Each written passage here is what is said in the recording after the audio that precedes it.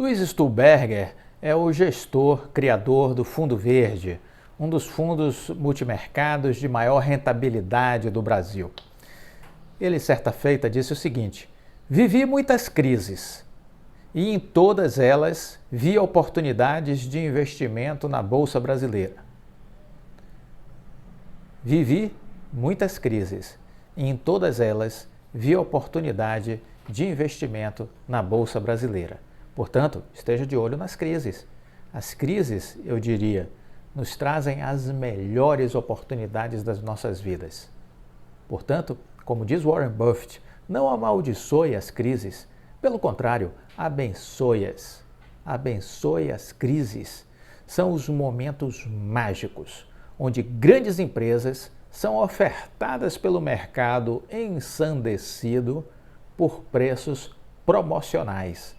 Não há como ficar de fora dessas grandes liquidações. É a hora de comprar excelentes empresas em promoções. Esteja atento a isso.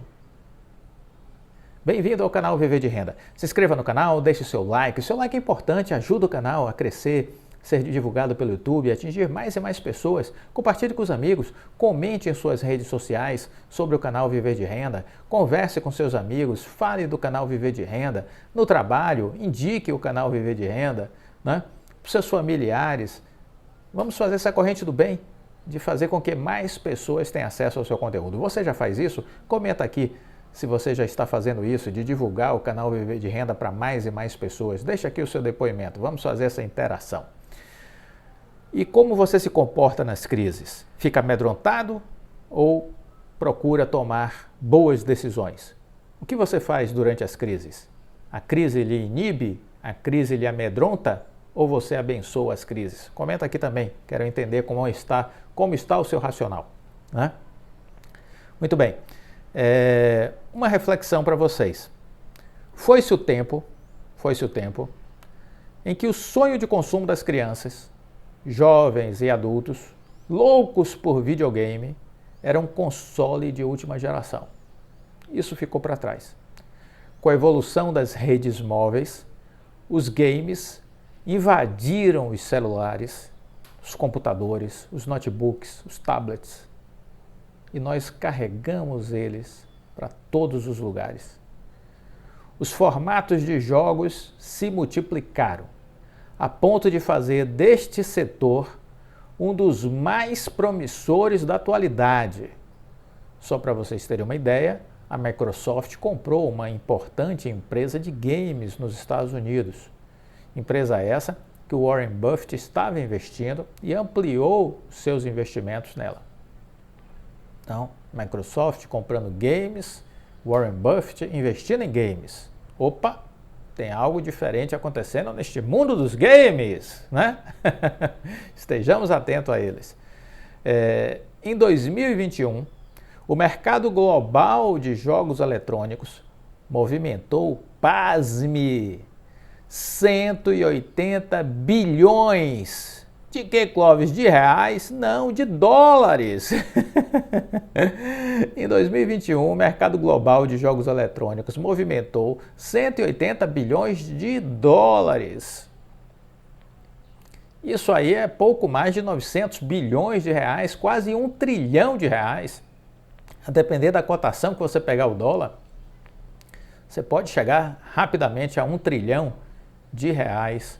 Foi o que movimentou o setor de games no ano que passou, em 2021. 1 trilhão de reais para a cotação da época, eu acho que fecha bem a conta. Segundo a consultoria Newzoo, o Brasil tem um segmento aí de games que movimenta 2,3 bilhões de dólares, ou seja, quase 13 bilhões de reais. 2,3 bilhões de dólares, quase 13 bilhões de reais. E este enorme potencial de sinergia com o e-commerce, esse enorme potencial de energia com o e-commerce, fez com que uma importante empresa brasileira entrasse nesse mundo, adquirisse uma grande empresa do setor e investisse no ecossistema de games brasileiro. Que empresa é essa? Você sabe? Comenta aqui. Que empresa é essa? Uma empresa que percebeu o enorme potencial de sinergia do mercado de games com o e-commerce. Se não respondeu ainda, vou ajudar. Magalu, Magazine Luiza. Um dos principais movimentos da empresa ocorreu no final de agosto passado, quando a empresa lançou 3 jogos para smartphones: o Orbitz Conqueror, o Speedbox e o Dit Trap Night. Os 3 fazem parte da categoria hipercasual, do tipo passatempo com downloads rápidos, e foram desenvolvidos por pequenos estúdios brasileiros que venceram uma chamada pública aberta pelo próprio Magazine Luiza em parceria com o Big Festival em novembro de 2021. Por enquanto, os jogos estão disponíveis apenas nas lojas de aplicativos para iOS e Android. Mas o objetivo do Magalu é explorar suas conexões com diversas áreas de negócios. Podemos aproveitar os jogos para levar mais audiência para o Super App Magalu, assim como explorar o potencial de publicidade deles, disse Thiago Catoto, diretor do Luiza Labs, que é o grande centro de desenvolvimento tecnológico do Magalu, Luiza Labs. Um dos próximos passos da estratégia da empresa é incluir um espaço para games em seu Super App, além de colocar sua plataforma de publicidade, o Magalu Ads, dentro dos jogos. Em 2021, o Magalu Ads gerou 100 milhões de reais de receita. Cerca de 93 milhões de pessoas no Brasil. Tome nota, viu? 93 milhões de pessoas no Brasil usam celular, computador ou videogames para jogar. 93 milhões de pessoas no Brasil usam celular, computador ou videogames para jogar. Esse dado foi divulgado pelo Instituto de Pesquisas Kantar Ibope. Os jogadores brasileiros têm a 6ª maior média diária de tempo de jogo do mundo. Passam em média 2 horas e meia por dia envolvidos com games, 16 minutos a mais do que a média diária mundial. Você gosta de games? Comenta aqui se você curte. Comenta aqui se você gosta de jogar games. E qual o veículo que você utiliza? Você usa os games no notebook, no seu computador, no tablet, no seu aparelho de celular? Usa a TV em casa? Como é que você usa? Que meio você utiliza para jogar predominantemente, né? O mais usual. Conta aqui pra gente. O Brasil tem um enorme potencial, não só como consumidor, mas também como desenvolvedor de games, disse o diretor do Luiza Labs, né? Segundo ele, os games hipercasuais lançados em agosto agora fazem parte da primeira etapa de um plano mais ambicioso do Magazine Luiza. A ideia é criar jogos complexos, jogados em computadores e consoles. Para isso, a empresa iniciou a estruturação do seu estúdio próprio no Magalu Games, que fica dentro do Luiza Labs. Os games são negócios que têm tentáculos. O hábito de jogar leva ao consumo de recursos virtuais, vidas, armas, dinheiro, e reais, cadeiras especiais, computadores, móveis, fones de ouvidos, participa de eventos, além de produtos e serviços. Quando o Magazine Luiza adquiriu a Kabum, em julho do ano passado, 2021, foi um movimento já contemplando a estratégia da empresa. Além do seu principal e-commerce de equipamentos e acessórios de tecnologia do país, o Kabum é uma espécie de Disneylândia para os fãs profissionais de jogos eletrônicos. Você conhece o Kabum? Já usou algum produto deles? Comenta aqui se você já conhecia o Kabum antes de ser vendido para o Magazine Luiza. Ao comprar o Jovem Nerd, que é uma produtora, principal produtora brasileira de conteúdo para o público Jack, o Magalu adquiriu também itens de propriedade intelectual que devem transformar em um jogo eletrônico. Devem se transformar em um jogo eletrônico, a ser lançado até 2023. Você já conhece o Jovem Nerd? Já teve alguma interação com essa produtora de conteúdo? Comenta aqui também se você tem alguma intimidade com este segmento. Em 2005, a dupla Alexandre Ottoni, do Jovem Nerd, e Dave Pazos, da Azaghal, fundadora do Jovem Nerd, já havia conseguido emplacar um personagem, o Ozob, inspirado no palhaço Bozo, em um game da produtora polonesa CD Projekt Red, uma das mais famosas do mundo na categoria de jogos de RPG. Em outra ponta do mercado, o Magalu vem se tornando uma força dos eSports, que deixam de ser nicho e se popularizaram como elementos da cultura pop. Os eSports mimetizam virtualmente os campeonatos de esportes tradicionais, como futebol ou basquete. Contam com equipes de jogadores profissionais, campeonatos nacionais e mundiais que pagam prêmios milionários às equipes mais bem posicionadas. O último mundial de Defense of the Ancients, por exemplo, pagou 40 milhões de dólares em prêmios. A equipe vencedora ficou com quase a metade desse valor, equivalente a 100 milhões de reais. De onde vem tanto dinheiro neste segmento? Do patrocínio de empresas, da venda de ingressos, já que os jogadores do mundo inteiro podem jogar, e da publicidade, pois a audiência também é mundial. Nos Estados Unidos, mais de 26 milhões de pessoas assistem a pelo menos uma partida por mês de um eSport. Em 2021, a Netshoes, e-commerce esportivo do grupo Magalu, entrou no mundo dos eSports, com patrocínio da Netshoes Miners, que tem equipes de FIFA, Free Fire e Wild Rift. O Magalu também é atualmente dono do time de eSports do Kabum, tetracampeão do Campeonato Brasileiro de LoL, CBLOL. No futuro, a fintech Magalu também deve ser usada para intermediar pagamentos de jogos.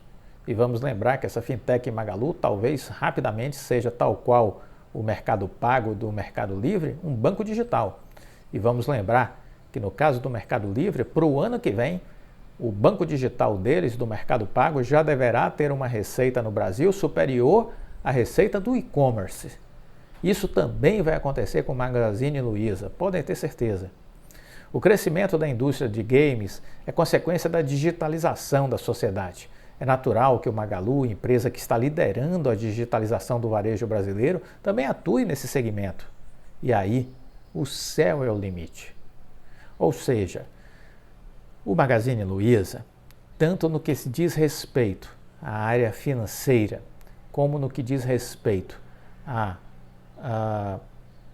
o mercado de games e outras iniciativas que o Magazine Luiza vem empreendendo, desenvolvendo do ponto de vista de logística, né?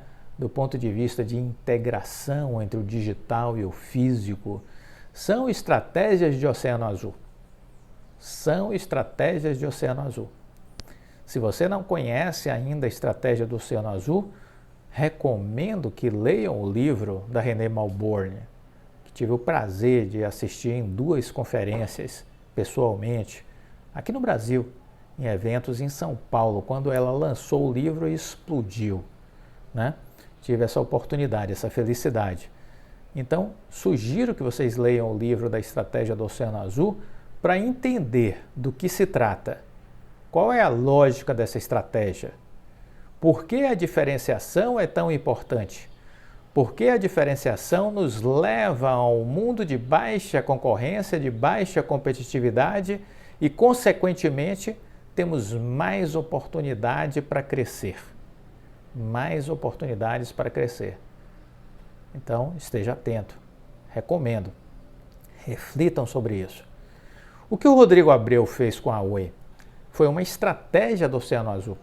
Reposicionou a empresa, saiu dos negócios que estavam fadados à morte, saiu da telefonia fixa, que o presidente da Anatel acredita que ainda está viva, já morreu, já enterrou, só não desceu a tampa do caixão. Então você vê, uma empresa que saiu de uma economia velha e se reposicionou numa empresa com uma economia nova, focada em conectividade de fibra ótica, que vem matando a conectividade de banda larga antiga, de cabo de cobre, que vem se reposicionando neste mercado, que vem se reestruturando de modo a andar por caminhos menos percorridos. Então, foi essa a estratégia de Oceano Azul identificada pelo presidente da empresa.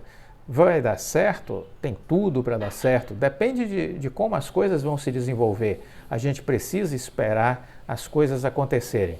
Mas a visão está adequada, o direcionamento está adequado, o planejamento está correto. É preciso acompanhar o quê? É preciso acompanhar a execução do planejado. Por isso é importante ter poucas e boas empresas, porque se você tiver poucas e boas empresas, você consegue acompanhá-las. E você só pode investir no que você conhece, você só pode investir no que você tem tempo para acompanhar. Por isso não podemos ter muitos ativos. Eu já tive a oportunidade de, nosso programa de mentoria, atender pessoas que tinham 48 empresas em carteira, 70 empresas em carteira. Olha, é impossível ser feliz e ter sucesso com uma estratégia deste modo, né? Pulverizando seus investimentos em 48 empresas, em 70 empresas. Não tem como acompanhar isso. Você vai ganhar em 20 e vai perder em 20, não vai sair do 0 a 0. Então, não dá para ser dessa forma. É preciso poucas e boas empresas, entre 5 e 8 empresas, para que você possa acompanhar, para que você possa estar observando o que está acontecendo, verificando a execução do planejado, verificando as tendências, verificando a gestão, verificando os indicadores, estudando, se dedicando a mergulhar cada vez mais profundo. Em águas rasas não tem boa colheita. Em águas rasas não tem boa colheita. Isso é que você tem que entender. Você já ouviu falar da Scala? A Scala está com um bilionário plano para se tornar a grande empresa de data centers do Brasil. Ela inaugurou seu 5º centro de dados e planeja mais 28 centros de dados até 2027. Isso significa um investimento que poderá chegar até 3,5 bilhões de dólares. 3,5 bilhões de dólares. Em 2020, quando a pandemia do Covid começou a paralisar o mundo, o UOL vendeu a UOL Divel, sua divisão de data centers, para o fundo americano Digital Colony, hoje batizado de Digital Bridge, em um negócio estimado entre 300 e 400 milhões de dólares. Aí nascia a Scala, uma empresa do grupo Digital Colony americano. Mais de 2 anos depois desse negócio, a Scala está tocando um bilionário investimento de construção de data centers no Brasil e na América Latina. Até 2023 serão investidos 2 bilhões de dólares. No total, os aportes vão chegar a quase 3,5 bilhões de dólares no horizonte de tempo até 2027. Cheguei atrasado, mas no momento certo. A demanda do mercado explodiu, afirmou Marcos Peigo, CEO da Scala, referindo-se aos seus principais concorrentes, que são a Odata e a Cint, que estão há mais tempo no mercado. A Scala já conta com 4 data centers em operação, localizados em São Paulo e Campinas. No começo agora do mês de setembro, no começo agora de setembro, eles resolveram aí fazer novos direcionamentos, né, por conta de perceber que existem aí importantes perspectivas. E aí inauguraram o seu 5º data center e o primeiro centro de dados vertical da América Latina, com 56 metros de altura e mais de 12 mil metros quadrados de área construída. A empresa está anunciando sua expansão para outras cidades. O plano é construir data centers no Rio de Janeiro, Porto Alegre e em Fortaleza. O avanço para a América Latina já está também em curso. Um dos centros de dados está sendo construído no Chile. Os planos são muito ambiciosos. A companhia planeja construir mais 17 data centers no Brasil, além de aumentar sua presença na região latino-americana. No Chile, a intenção de levantar mais 2 data centers e no roteiro está a entrada na Colômbia e no México. Quando tudo estiver pronto, serão 33 data centers com uma capacidade estimada de mais de 900 megawatts, atualmente é de 50 megawatts. O plano de negócio previa um crescimento de 12% a 20%, mas estou crescendo mais de 100% ano a ano e devo superar os 200% em 2022, disse ele. A expansão está sendo alavancada por uma estratégia bastante arrojada. Em vez de construir data centers e compartilhar com diversos clientes o modelo comum do setor, a Scala está levantando prédios inteiros e negociando com exclusividade para um único cliente. São corporações que precisam de estruturas hyperscaling dimensionadas para atender a demanda crescente. Embora guarde os nomes em segredo, por força de contratos de sigilo, não há tantas empresas no mercado capazes de absorver essa infraestrutura. São companhias como a Amazon, o Google, a Oracle e a Microsoft. Em uma escala menor estão IBM, a Tencent e a Alibaba. Na prática, a Scala está se tornando o data center dos data centers. Eu digo que o prédio inteiro é deles, que podem colocar inclusive o logo, disse o diretor da empresa. O único preço é continuar crescendo comigo. Quando desenhou o plano de negócio da Scala, acreditava-se que 50% dos seus data centers seriam usados por clientes hyperscaling, mas hoje a proporção já chegou a 90%. Os outros 10% são mais de 200 clientes corporativos herdados da compra do All-Divel. Os recursos bilionários para essa expansão vêm de diversas fontes. Uma delas é a própria Digital Bridge, que tem 45 bilhões de dólares em ativos sob gestão e conta com 45 empresas de infraestrutura digital espalhadas pelo mundo, a maioria delas de data centers. No Brasil, a Digital Bridge é a dona da Highline, uma empresa que compra torres de celulares, comprou agora por 1,7 bi torres da Oi, né? E tentou adquirir a Oi Móvel também durante aquele processo de concorrência com a TIM, Claro e Vivo. Em março desse ano, a Scala emitiu também R$1 bilhão em debêntures, com 5 anos de vencimento, e pagamento de DI mais 3,25%. O executivo da Scala disse que uma nova emissão de R$2 bilhões deve ser feita em breve. O International Finance Corporation, o braço de investimento do Banco Mundial, é também sócio minoritário da Scala. Acredita-se que também, ao construir prédios exclusivos para clientes que ele chama de AAA, acaba garantindo contratos de longo prazo e uma receita previsível. Meu trabalho deixa de ser tecnologia para ser de real estate. São construções de alto valor agregado e com consumo garantido. A Scala está se beneficiando, assim como a Odata, a Ascent, de uma explosão do uso de infraestrutura de computação em nuvem, uma tendência acelerada pela pandemia, mas que encontrou terreno fértil no Brasil em razão de uma série de peculiaridades. Uma das razões é que o uso intensivo de infraestruturas digitais levou a uma explosão de demanda nos Estados Unidos. E isso fez com que grandes fornecedores de cloud, como a AWS, Google, Microsoft, migrassem para outros países. E o Brasil foi um dos escolhidos para essa expansão. As grandes empresas não estavam no país e essa assimetria ia ser atualizada. Surgiram novas necessidades por uma infraestrutura digital local. E veja que isso também deve beneficiar em alguma medida, do ponto de vista de expansão internacional, a Vital, que está fazendo a integração da sua rede de infraestrutura de cabeamento de fibra ótica com os cabos submarinos da Globinet e está adquirindo aí uma capacidade de ampliação de sua atuação e buscar clientes em diversos países da América do Sul e da América Latina, porque esses cabos submarinos ligam o Brasil aos Estados Unidos. Então temos aí uma possibilidade também da Vital de extrair importantes, vamos dizer assim, negócios dessa incorporação da Globinet. Vamos acompanhar também isso. Quanto vale a Globinet? Essa é uma pergunta recorrente que eu recebo. Quanto vale a Globinet? Quando foi feita a negociação lá atrás para a aquisição da Vital, foi-se estipulado um valor de 5,3 bilhões. Esse valor foi lançado nos ativos imobilizados da Vital? Não sabemos, mas esse era o valor que estava lá atrás, 5,3 bi. Se isso foi lançado, de 22,3 bi da Vital com mais 5,3 bi, a gente já chega em 27,6 bi no valor da Vital. E isso tende a crescer porque essa empresa vai investir 30 bi em expansão nos próximos anos, até 2025, e ela chegará na época do seu IPO, em 2024, 2025, talvez com um valor de 60 bilhões, 70 bilhões, 80 bilhões. A participação da Oi hoje é de 38%, pode ser reduzida para 35%, mas vai estar variando entre 38% e 35% a participação da Oi na Vital.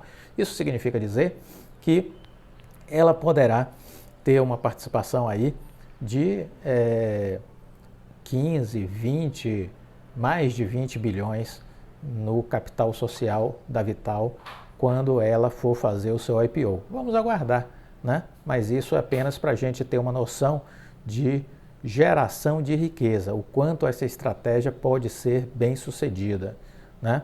Quanto essa estratégia pode ser bem sucedida. O fato é que o mundo tecnológico está demandando cada vez mais, vamos dizer assim, iniciativas, está demandando cada vez mais investimentos e as empresas têm oportunidades aí de estar construindo, vamos dizer assim, novos caminhos, desbravando novas oportunidades.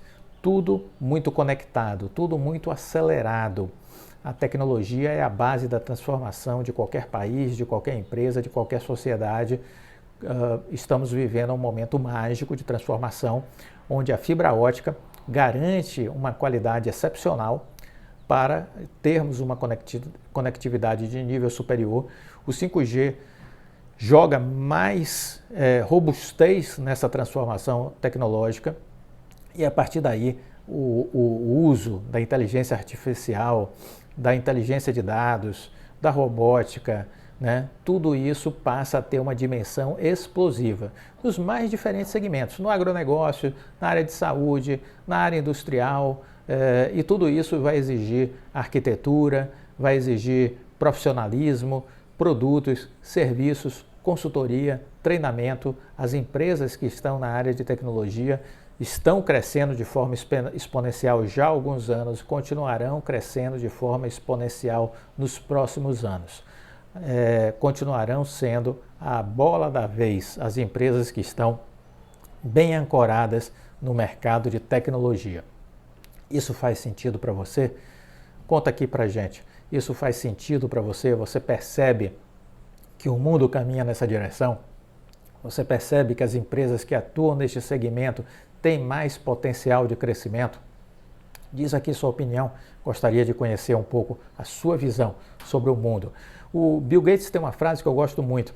Ele diz assim: é preciso saber para onde o mundo está indo e correr para chegar lá primeiro. Essa é uma percepção que a gente precisa ter para interpretar as tendências, sobretudo as mega tendências. Comentei num vídeo que não faz muito tempo, algumas semanas atrás, sobre as mega tendências, um estudo feito pelo BlackRock das grandes estradas para o futuro, as coisas que impactarão toda a evolução da humanidade. Então vale a pena assistir esse vídeo para você estar bem situado. Para finalizar, eu tenho um recado importante para você. Se você tem medo desse sobe e desce das ações, se você está cansado de perder dinheiro na bolsa, se você não sabe se está na hora de entrar ou de sair de um determinado papel, eu tenho uma notícia para você. Tudo isso acontece, tudo isso é normal e tudo isso gera estresse, gera inquietude, gera ansiedade. Eu sei como você se sente porque eu já passei por isso também. Por outro lado, depois de 16 anos de experiência na Bolsa, eu passei a ter um equilíbrio emocional, uma inteligência emocional para lidar com essa volatilidade. E consigo construir estratégias baseadas nos estudos que eu faço. Tudo isso eu estou lhe oferecendo na nossa seleção de empresas. Se você não conhece ainda a nossa seleção de empresas, conheça, né? Entre em contato conosco. Clique no nosso site, o viverderendaconclovis.com, e acesse a nossa seleção de empresas, faça a assinatura, R$ 180. Isso vai ser mais uma ferramenta a contribuir com a sua tomada de decisão. Você vai ter uma estratégia de investimento com base nas coisas que eu venho estudando e que eu vou estar oferecendo, disponibilizando para você mediante essa assinatura de R$ 180. Ah, mas eu queria também uma orientação mais personalizada. É o nosso programa de mentoria, individual e em grupo. Temos mentoria individual, mentoria em grupo, para as pessoas que querem um assessoramento pessoal. Eu acredito que vale a pena a assessoria, a mentoria, porque quando a gente quer ir mais longe, a gente precisa ir acompanhado. A gente precisa ter experiência de alguém para nos orientar, para dizer o que fazer e o que não fazer. Porque às vezes mais importante do que saber o que fazer é saber o que não fazer. Há momentos que não fazer nada é a melhor coisa a ser feita. Há momentos que é preciso separar o joio do trigo. Não se deixar incomodar pelo excesso de volatilidade. Saber a hora de entrar numa empresa, saber a hora de sair. Veja, no ano passado eu comentei aqui num vídeo que estavam dando ordem para vender Vale a R$ 62, R$ 64 reais. Eu disse, olha, isso não faz sentido, é momento de compra. Esse ano eu voltei a falar sobre isso, né? Quando estava em R$ 94 reais, no dia 4 de abril, me lembro bem a data, os bancos e corretoras estavam dizendo que era para comprar Vale. Eu disse, olha, não faz o menor sentido. Não faz o menor sentido comprar Vale agora. A Vale vai corrigir, já está corrigindo. E foi o que aconteceu e ela veio de novo a R$ 62 reais. E aí, de novo, para minha surpresa, alguns bancos e corretoras disseram que era hora de ter prudência com a Vale. E eu não pude ficar calado. Eu disse novamente, olha gente, desculpa, se existe uma hora para comprar Vale é agora. Então veja que tem aí momentos que você precisa estar bem assessorado. E essa é a finalidade do nosso programa de mentoria. Se lhe interessa, nos procure pelo e-mail clovisfaleiro@uol.com.br. Gostou do vídeo? Deixa o like, compartilhe com os amigos. Fique com Deus e até a próxima. Tchau!